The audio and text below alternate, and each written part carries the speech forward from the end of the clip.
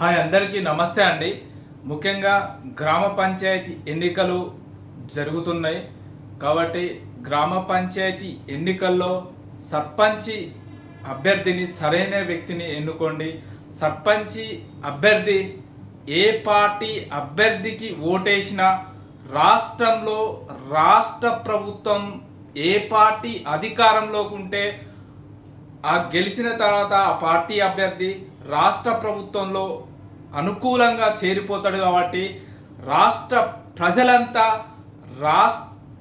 ఈ ఎన్నికలలో గ్రామ పంచాయతీ ఎన్నికలలో ప్రభుత్వానికి అనుకూలంగా సరైన వ్యక్తికి ఓటేయాలని నా యొక్క మనవి. ముఖ్యంగా ఏ పార్టీ నుంచి ఏ సర్పంచి అభ్యర్థికి ఓటేసినా మళ్ళీ రాష్ట్ర ప్రభుత్వానికి అనుకూలంగా పనిచేయడానికి ఈ రాష్ట్రంలో ఉన్న పార్టీ ప్రభుత్వంలో చేరక తప్పదు. ఎందుకంటే రాష్ట్ర ప్రభుత్వానికి సర్పంచి ఎన్నికైన తర్వాత ఆ సర్పంచి మద్దతు ఇవ్వకపోతే తన చెక్ పవర్ రద్దు చేయడానికి రాష్ట్ర ప్రభుత్వం దగ్గర ఉంటుంది. కాబట్టి సర్పంచి ఏ పార్టీ నుంచి గెలిచినా ఆ సర్పంచి రాష్ట్ర ప్రభుత్వానికి సపోర్ట్ చేయాలి.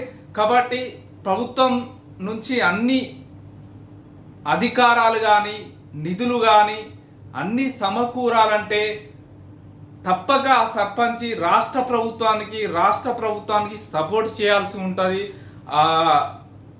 పార్టీ ప్రభుత్వంలో చేరాల్సి ఉంటుంది. కాబట్టి ఓటర్లు గమనించి రాష్ట్రంలో ఉండే ప్రభుత్వాన్ని అనుకూలంగా ప్లస్ సరైన వ్యక్తిని ఎంపిక చేసుకుంటే గ్రామాలు అభివృద్ధి పథంలో ముందుకు పోతాయని నా యొక్క మనవి.